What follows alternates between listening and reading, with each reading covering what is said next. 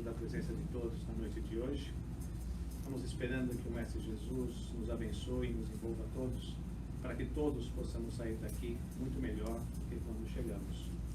Mas para ter certeza de que todos vamos sair melhor, eu peço que alguém, por favor, acenda a luz. Eu não quero ninguém dormindo na minha palestra. Eu ia passar vergonha se alguém dormir aqui. Muito obrigado, Jonathan. Muito obrigado. O título da palestra que foi enviado no e-mail dessa semana era Bem-aventurados os misericordiosos, a mulher adulta. E eu vou chegar neste ponto daqui a pouquinho. Eu vou explicar a sequência desse negócio e o porquê. Esse estudo foi baseado, conforme o Geraldo disse, no estudo que nós fizemos aqui na segunda-feira passada, no Gospel for Our Daily Lives, que é o nosso estudo em inglês, que caiu exatamente a mulher adúltera. Só que, como em todo o Evangelho de Jesus, todas as passagens, elas podem ser analisadas e absorvidas de diversas maneiras. E cada vez que a gente olha para elas, nós vemos outros aspectos e aprendemos outras coisas que nós anteriormente não havíamos notado, não havíamos prestado atenção.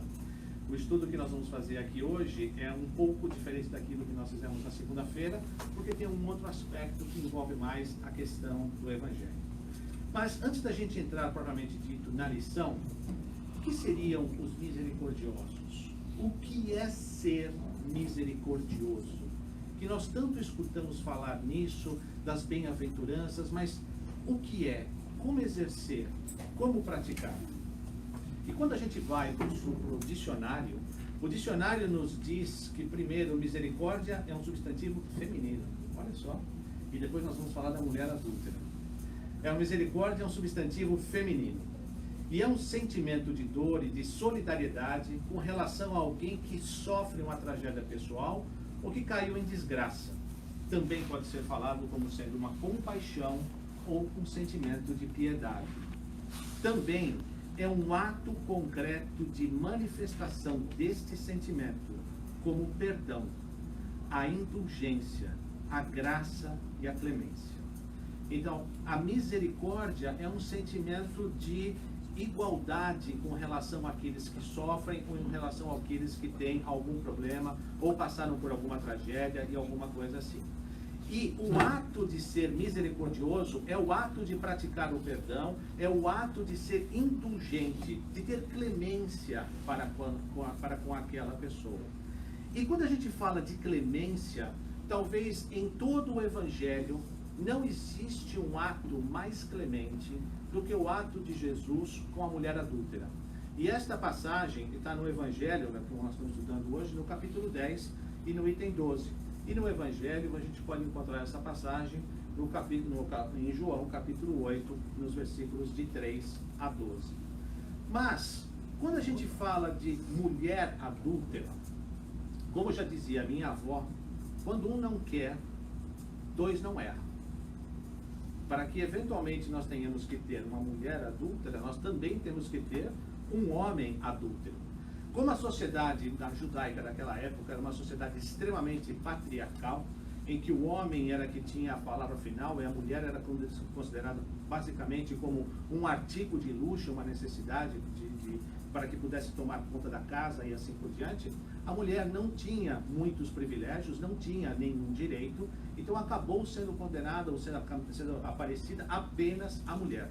Mas se nós formos olhar a nossa vida, como se nós formos olhar tudo aquilo que acontece do nosso lado, na verdade nós devemos estar olhando esta passagem como sendo Jesus e a pessoa adúltera. E isso passa em todos os dias da nossa vida. Porque, de novo, esta mulher não poderia ter errado sozinha. Para que ela tivesse cometido aquele erro, teria que ter um homem junto com ela. Então não basta apenas nós olharmos da figura da mulher, e sim trazermos essa mensagem e esses acontecimentos para nós mesmos, para que nós possamos, todos nós, aprendermos esse sentimento e como é que esta situação se construiu e como é que essa situação se foi feita. Nós falamos tanto de misericórdia e nós procuramos tanto no Evangelho, olhando para o Cristo, E nós dizemos que ele é o nosso mestre, o nosso guia, o nosso modelo. Alguém que nós devemos seguir, alguém que nós devemos procurar, alguém que nós devemos imitar em seus gestos, em suas atitudes, em suas palavras e tudo mais. Então, se ele é o nosso modelo, se ele é o nosso guia, como é que Jesus exerceu essa misericórdia? Como é que ele desempenhou esse papel? Quais foram os seus atos, os seus gestos, as suas palavras, as suas recomendações que podem servir de modelo para nós, para que todos os dias nós possamos seguir essa mesma mensagem ou essa mesma palavra. Isso que é sempre muito importante quando nós olharmos do Evangelho, extrairmos dele a lição que nós podemos aplicar a nós de imediato. O Evangelho não é alguma coisa que nos cabe apenas ler, entender e guardar na memória e fazer citações das passagens. O Evangelho é fundamental que nós o absorvamos com a mente, guardemos em nossos corações e coloquemos em nossas mãos nas atitudes e nos atos que nós temos na nossa vida. Simplesmente conhecer a passagem e saber recitá-la não significa que nós a sabemos. Conhecer não é a mesma coisa que saber. Para que nós possamos saber, nós temos que fazer. Para fazer, nós temos que praticar. Para praticar, nós olhamos no Mestre. Como é que Jesus exerceu essa misericórdia? Então a passagem diz mais ou menos o seguinte: e os escribas e fariseus trouxeram-lhe uma mulher apanhada em adultério. E pondo-a no meio, disseram-lhe: Mestre, essa mulher foi apanhada no próprio ato, adulterando. E, na lei, nos mandou Moisés que as tais sejam apedrejadas. Tu, pois, que dizes? Primeiro ponto que eu gostaria de salientar ou trazer para a nossa análise é essa palavra apanhadas em adultério. O adultério era uma das maiores ofensas, um dos maiores crimes que você poderia cometer perante a lei judaica. E este crime, ele era punido, passível de punição de morte para os dois. Não somente para a mulher, como muitas vezes nós acabamos assumindo ou levando em consideração, porque só a mulher foi levada a julgamento, ou só a mulher foi levada à presença do Cristo. A lei mosaica, que está em Levíticos, no capítulo 20, diz textualmente que os dois apanhados em adultério são passíveis da pena de morte. Então o adultério era um dos maiores crimes, uma das maiores ofensas que você poderia fazer perante a lei judaica, a lei da época. Isto é uma das coisas. A outra coisa que a gente tem que levar em consideração é a seguinte: o que é adultério?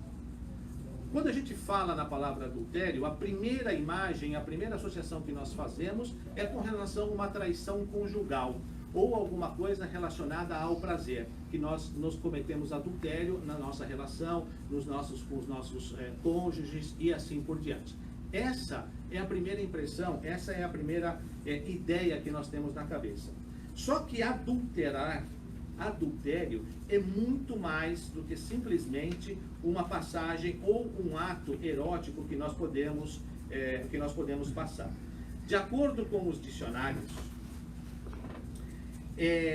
adulterar é também falsificar, corromper, alterar, deturpar, viciar, adulterar um documento, uma cédula, uma notícia, por exemplo. Estamos adulterando e cometendo adultério quando nós omitimos o nome do autor de uma obra ou de uma ideia, por exemplo, quando acrescentamos ou reduzimos algo numa notícia, modificando-a e assim por diante. Estaremos, portanto, adulterando todas as vezes em que alteramos os compromissos firmados perante pessoas, situações, coisas e a própria consciência. Nós podemos ainda dizer e definir que adultério é tudo aquilo que nós desvirtuamos o propósito inicial pelo qual alguma coisa foi criada. Se nós levarmos isto em consideração, e se nós pensássemos se a lei mosaica ainda estivesse válida, faltaria pedra. Não teria pedra para todo mundo. Nós estaríamos em muitos apuros. Ou talvez estaríamos livres, né? Porque não teria pedra, já teria acabado e assim por diante. Então é muito importante que quando a gente olhe essa mensagem, nós saiamos um pouco do aspecto e do conceito simplesmente da traição. Porque adulterar um documento, adulterar uma ideia, adulterar um nome, um autor, uma notícia, uma mensagem, qualquer outra coisa, também é um desrespeito, também é um engano, também é uma forma de adultério. Então nós temos que trazer isso para a nossa primeira coisa. Então, adultério deixa de ser apenas a relação conjugal para ser tudo aquilo que nós adulteramos, erramos ou fazemos de errado. Quando ele diz o seguinte, pondo-a no meio, quando nós somos pegos, digamos assim, em um ato menos lícito, ou quando a gente é pego fazendo coisa errada, então vamos ver quando eu era criança pequena lá em Barbacena, que não fazem muitos anos, talvez 4, 5, 6 anos, mais ou menos, que a gente era criança, o seu Geraldo um pouco mais, 7, né? Mas quando nós éramos crianças, que a gente era pego fazendo coisas erradas na nossa casa e etc., e a gente ficava na frente do pai e da mãe, batia aquela vergonha, batia aquele medo de que a gente foi pego fazendo coisa errada, coisa que não devia, e que agora vai fazer o castigo e assim por diante.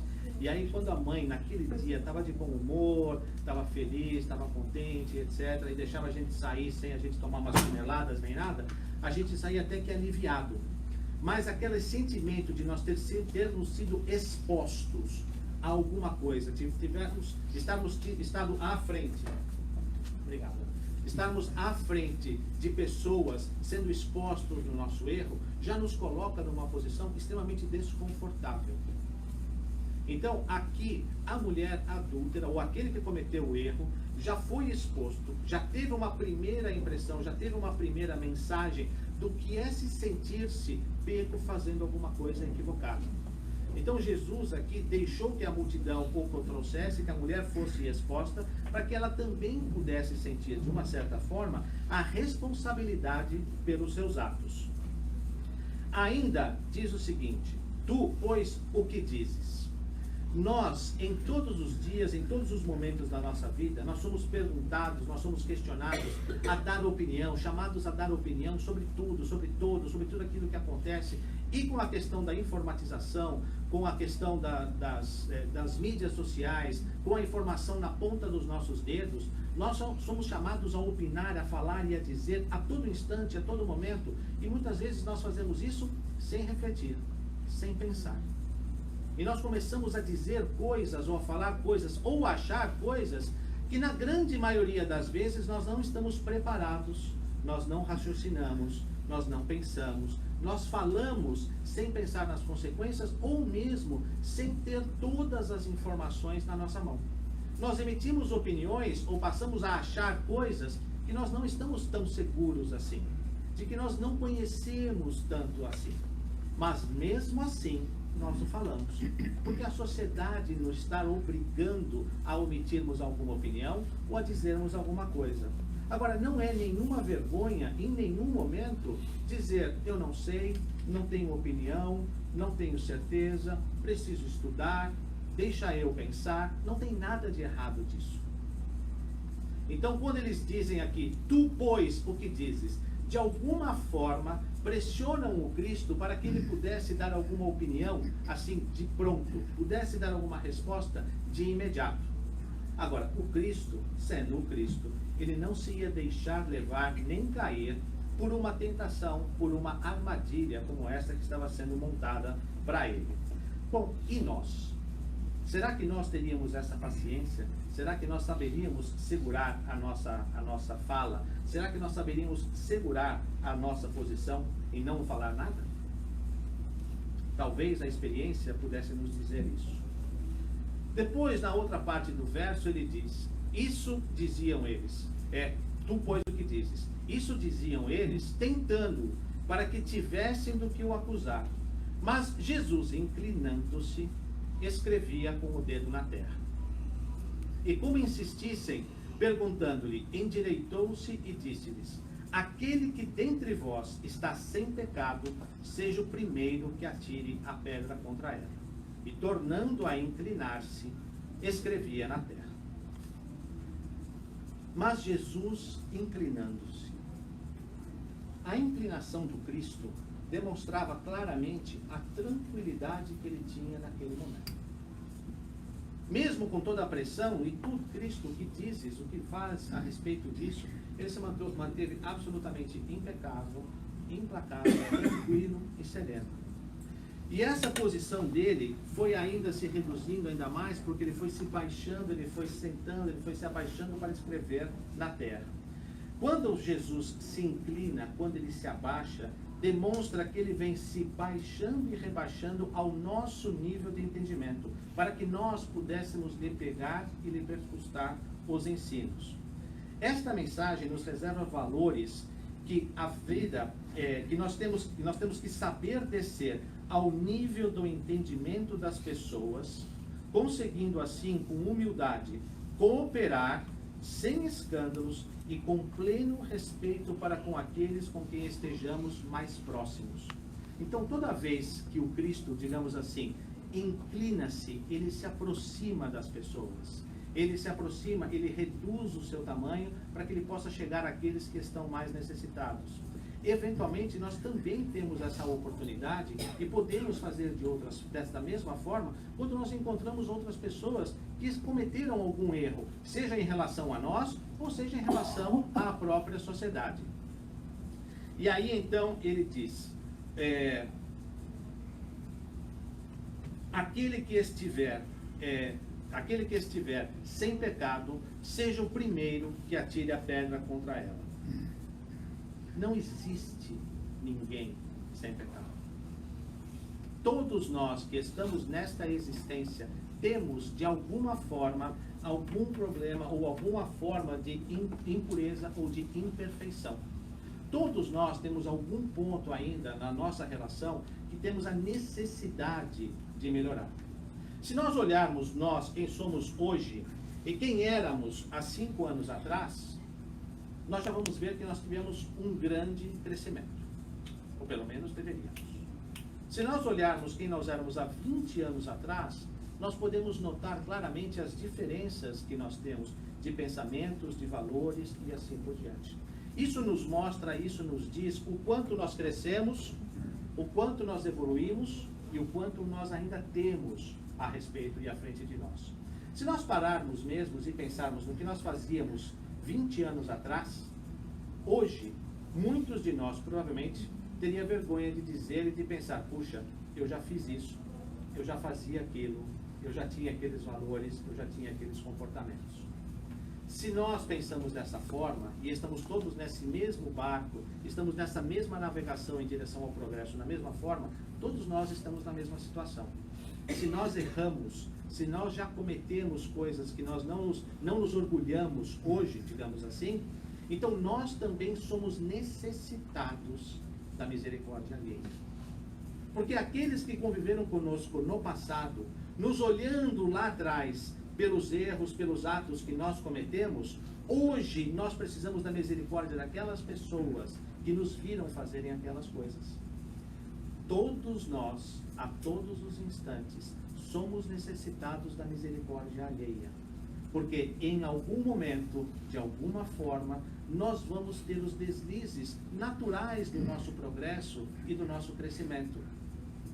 Infelizmente, nessa vida, nós não viemos com manuais, para desespero das nossas mães e para também o nosso próprio sofrimento, para que nós pudéssemos, com as nossas próprias experiências, aprendendo dos nossos erros, escolhermos os caminhos que nos levarão ao progresso infinito. Então, todas as vezes que nós nos desviarmos da lei ou cometermos algum equívoco, nós vamos precisar da misericórdia alheia. Como eu preciso da misericórdia de vocês agora, que eu preciso tomar água.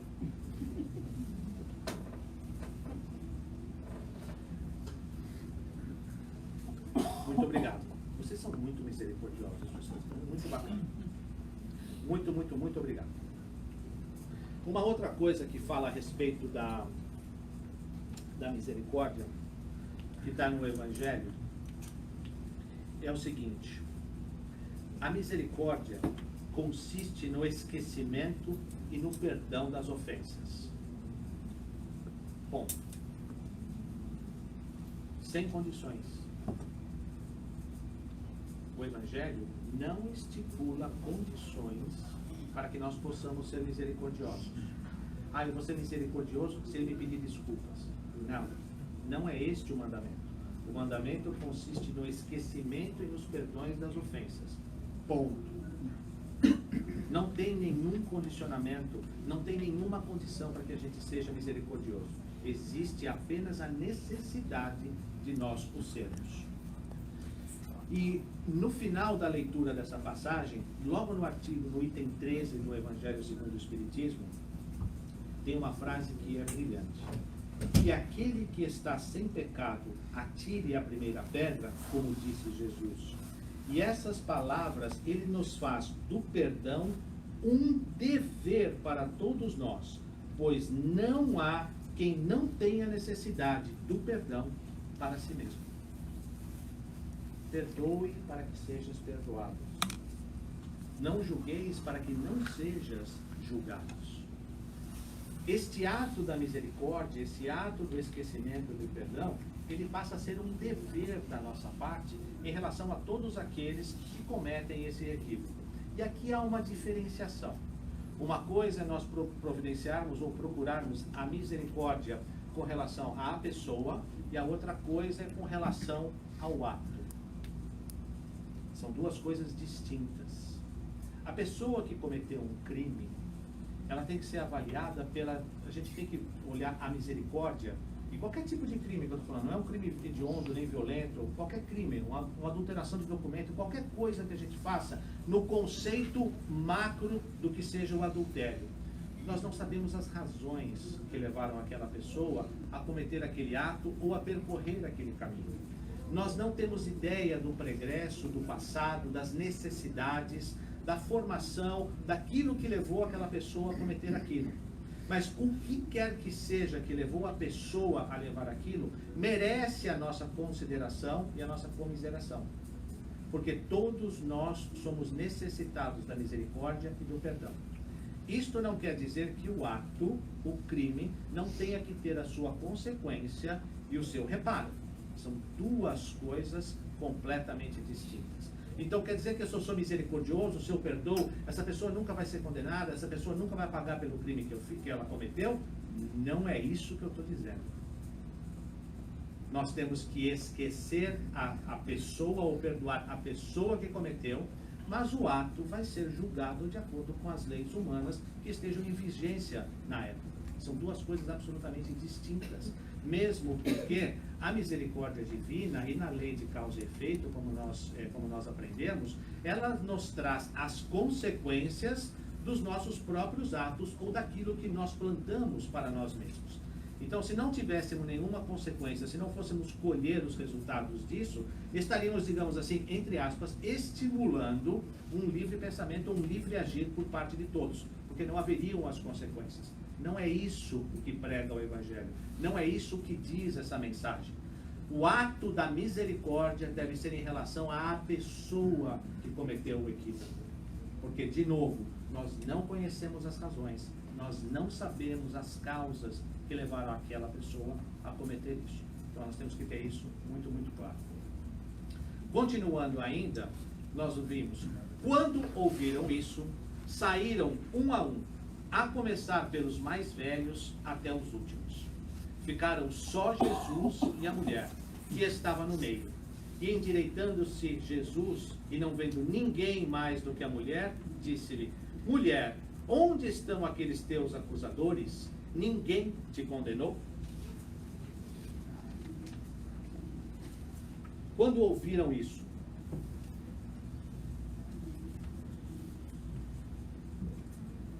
ouvir não é apenas escutar. Ouvir é escutar, raciocinar e incorporar a mensagem. Escutar é quando você escuta um barulho, escuta alguma coisa, um chamado e etc. Ouvir é quando nós prestamos atenção, refletimos e tomamos decisões e fazemos escolhas em cima daquilo que nós escutamos. São duas coisas distintas.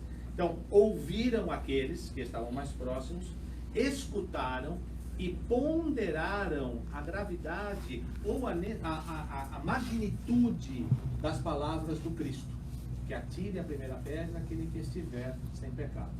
Então, ouvindo isso, quando ouviram isso, começaram a sair, um a um. A começar pelos mais velhos. E por que os mais velhos? É porque eles estavam mais cansados?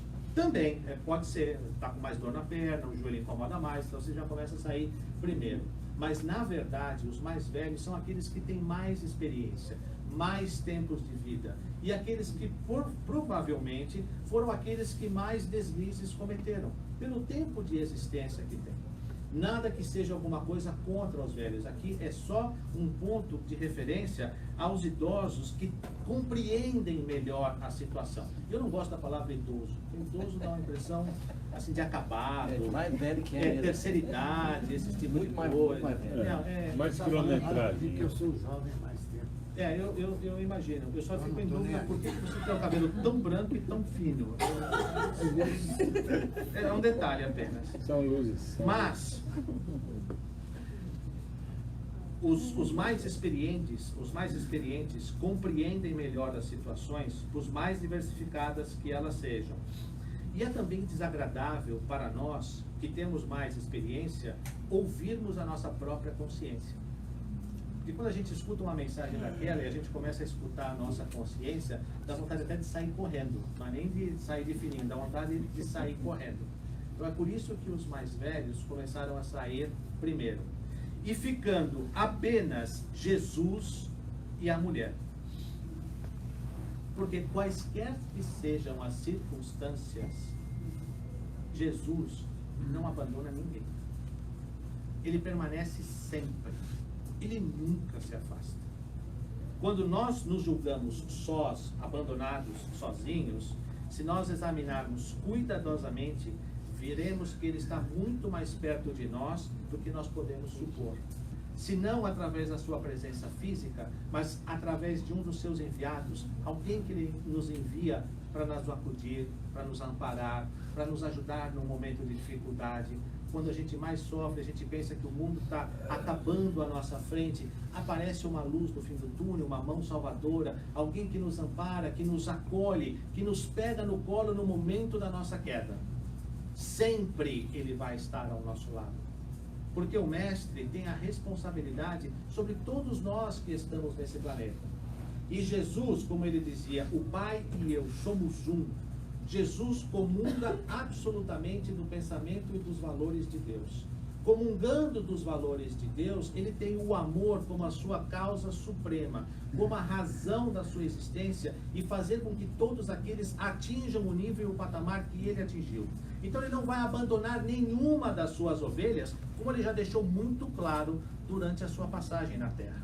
Então quando ele fica só Jesus e a mulher, isto significa que ele não a vai abandonar, e ele não vai abandonar nós, nos nossos momentos de necessidade, de forma alguma.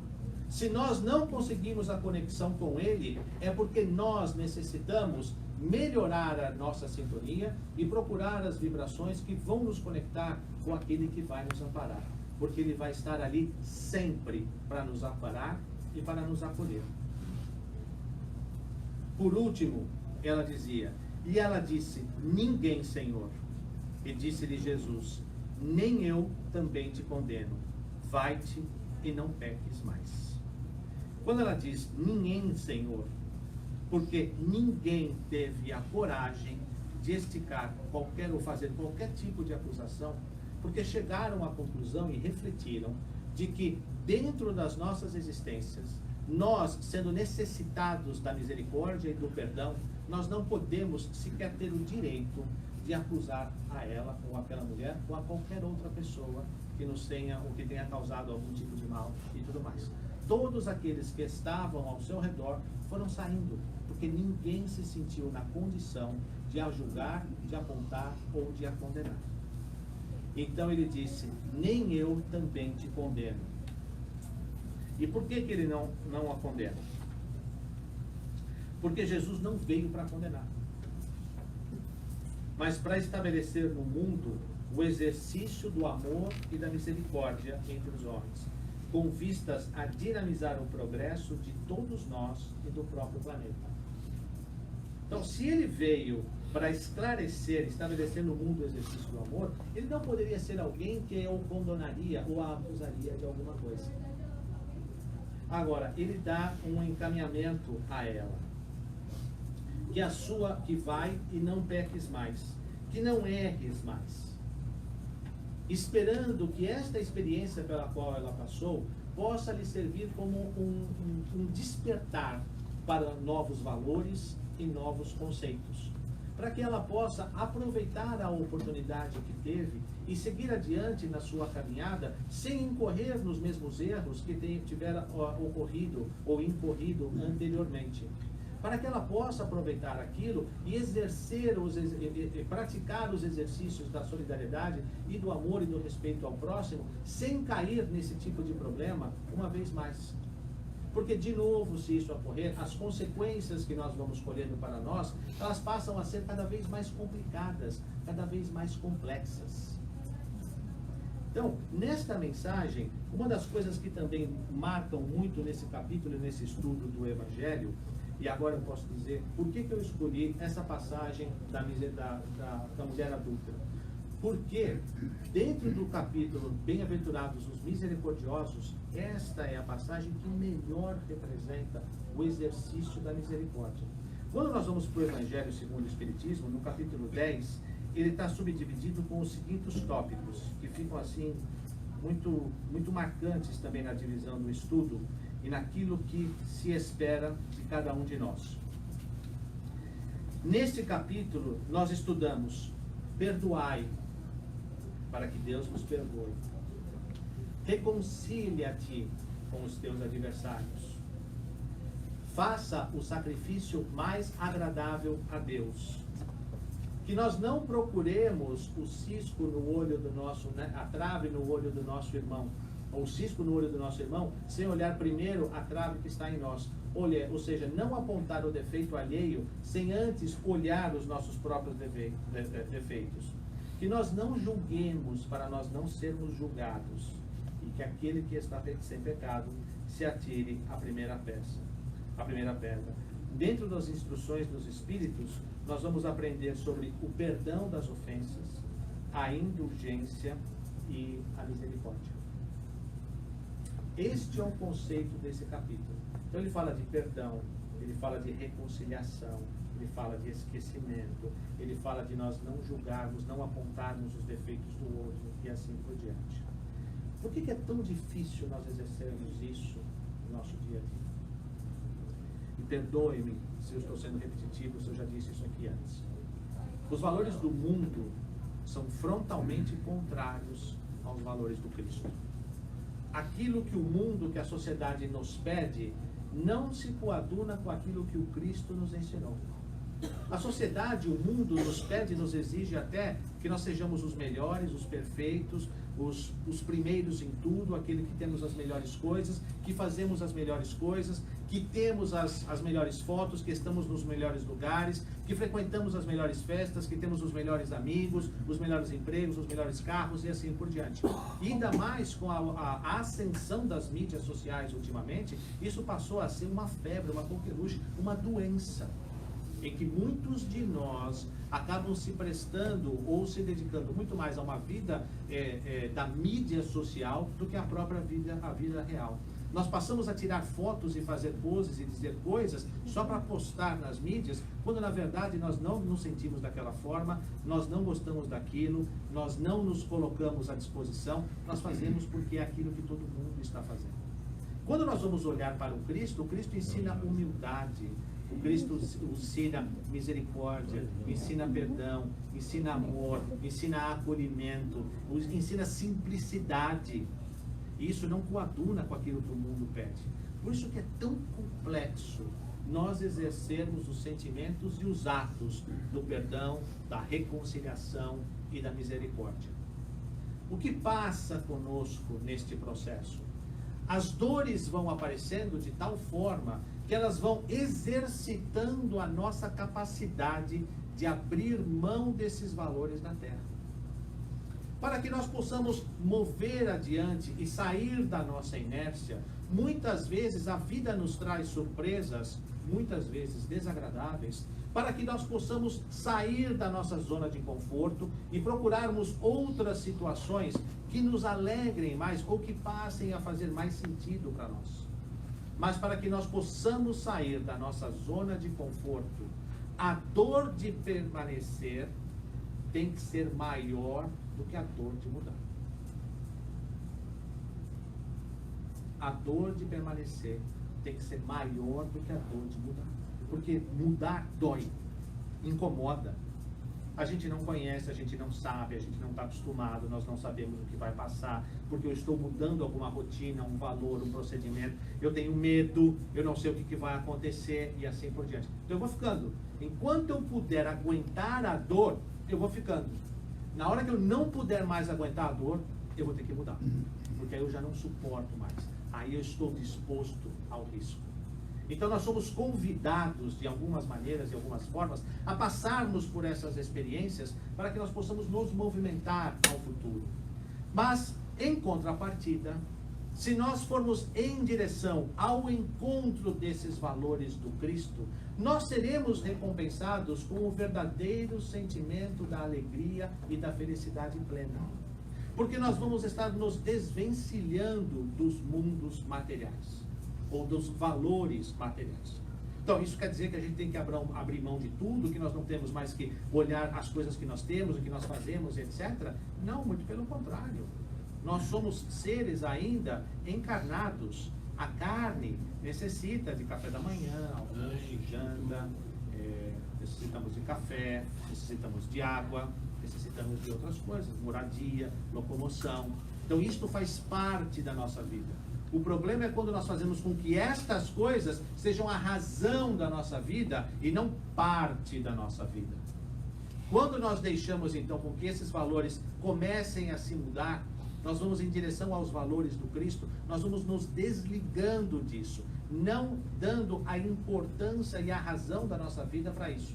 Passamos a fazer com que a razão da nossa vida seja o nosso entendimento, o conhecimento das leis divinas e a nossa evolução e o progresso espiritual, fazendo uso dos instrumentos e das ferramentas que Deus nos disponibilizou. Se nós temos acesso aos recursos, à matéria, às coisas que estão ao nosso derredor, não tem nenhum problema nós utilizarmos. O problema é nós nos apegarmos, acharmos que aquilo é só nosso e a gente querer cada vez mais e mais e mais e mais. Por quê? Televisão de 70 polegadas não cabe no caixão. Nem no carro que transporta os cadáveres, os cachorros, não cabe. E quando você põe para incinerar junto com o corpo, explode tudo. Faz uma fumaceira tremenda. Então não adianta a gente querer acumular aqueles valores, porque esses valores vão ficar. Os valores que nós vamos levar para a nossa verdadeira vida, a vida espiritual, são os valores que nós agregarmos no nosso coração. Esses que a gente conseguir colocar aqui dentro e principalmente aprender e praticar. Porque, de novo, não adianta nós termos os valores na nossa mente e não os colocarmos em prática. Uma das interpretações que este livro, na qual me baseei o estudo de hoje, que é o livro Luz Imperecível, do Honório Onofre Abreu. Honório Onofre Abreu é um dos pioneiros do estudo do NEP, do Núcleo de Estudos e Práticas do Evangelho. Este grupo começou a ser desenvolvido na década de 60 e de 70, na União Espírita Mineira, e Honório Onofre Abreu era o presidente da União Espírita Mineira na época e foi um dos precursores deste estudo. Haroldo Dutra Dias fez a sua formação com Honório Onofre Abreu. Parte da sua formação de estudo do Evangelho foi feito com essa pessoa. Então, uma das interpretações que são trazidas deste livro, este livro que tem aqui, chama-se Luz Imperecível, é onde nós temos o extrato do Evangelho na sua profundidade, nos seus sentidos ocultos, digamos assim. Uma das coisas que se interpreta é que quando Jesus se agacha, senta e começa a escrever com a mão, é porque a mão significa trabalho. E trabalho é uma das formas e de ferramentas de nós nos aproximarmos da dor alheia. Qualquer que seja. Seja um trabalho social, seja um trabalho dentro da nossa própria profissão, naquilo que nós fazemos, qualquer ocupação útil chama-se trabalho. Então as mãos simbolizam também o trabalho que nós podemos fazer para nós mesmos e em prol do próximo, para que nós possamos nos aproximar e aliviar a dor alheia. Neste sentido, quando nós fazemos isso, nós estamos praticando a misericórdia. Um dos exercícios mais sublimes que nós temos durante o nosso processo de crescimento e de evolução é exatamente exercer desta forma. Fazer e tornar das nossas mãos instrumentos para que outras pessoas possam ser auxiliadas e amparadas. Não importa quais sejam as nossas dificuldades, não importa quanto nós soframos, digamos assim, ou quanto a gente pense que nós somos o último dos escolhidos dos filhos de Deus. Ó dia, ó luz, ó azar. Lembram disso? Eu não. Eu não lembro disso não. Minha memória tá mal pra caramba. É que você ia trabalhar, né? Nessa época. Já trabalhando. Isso era a sessão da tarde, assistia televisão, mas você estava trabalhando. Não importa quanto nós nos julguemos o mais esquecido dos filhos de Deus, sempre vai ter alguém em maior necessidade do que nós. E essas pessoas estão lá fora, esperando pela nossa misericórdia. Surpreendentemente, eu não vou falar 50 minutos hoje. Ele gosta. Ah, é? Surprise.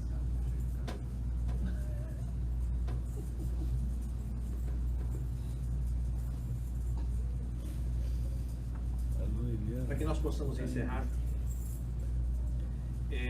eu vou ler a mensagem Princípios Redentores, de André Luiz, que está no livro Agenda Cristã, psicografada por Chico Xavier. E essa mensagem, Princípios Redentores, o que é redentor? Né? O que é redenção? Redentor é tudo aquilo que é capaz de redimir, de libertar, de salvar. Então, redentor é aquele que redime, aquele que liberta, é aquele que salva. Neste caso, é aquilo que pode nos libertar dos nossos comportamentos arcaicos que estão arraigados dentro de nós por muitas e muitas existências e encarnações que dificultam e atravancam a nossa evolução e o nosso progresso espiritual. Então, dentro desses princípios, ele diz o seguinte: deseje o bem dos outros, tanto quanto deseja o teu próprio bem. Concorde imediatamente com os adversários. Respeite a opinião dos vizinhos. Evite contendas desagradáveis. Não se preocupe com os caluniadores. Pense em você por último em qualquer jogo de benefícios. Desculpe sinceramente. Não critique a ninguém. Repare os seus defeitos antes de corrigir os alheios. Use a fé e a prudência. Fale o menos possível relativamente a você e a seus problemas. Estimule as qualidades nobres dos companheiros. Trabalhe no bem de todos. Valorize o tempo. Não se aflija. Sirva a toda a gente sem prender-se. Seja alegre, justo e agradecido. Jamais imponha os seus pontos de vista. Lembre-se de que o mundo não foi feito apenas para você. Como é que Jesus exerceu essa misericórdia, conforme a gente vê nessa mensagem? Sem levar em conta a natureza do erro. Não importava para ele que aquele equívoco era um dos maiores afrontas que poderiam ser cometidos contra a lei judaica. Então, ele exerceu a sua misericórdia sem levar em conta a natureza do erro, sem interferir ou anular as consequências. Ele deixou a mulher ser exposta à frente de todos, num momento de reflexão e aprendizado para ela mesma, sem omitir qualquer opinião, com tranquilidade e simplicidade, descendo ao nível de entendimento. Lembrando que todos nós precisamos de misericórdia porque somos imperfeitos, não abandonando ou expurgando quem errou, sem julgar ou sem condenar. Se nós seguirmos estes parâmetros nas nossas atitudes do dia a dia, nós estaremos imitando Cristo nas suas lições em prol da misericórdia alheia. Que essas lições possam estar sendo guardadas em nossos corações, mas acima de tudo, que nós possamos ter a oportunidade de executá-las quando a oportunidade aparecer. E que Ele, o Mestre de todos nós, nos abençoe hoje e em todos os dias da nossa jornada. Muito obrigado.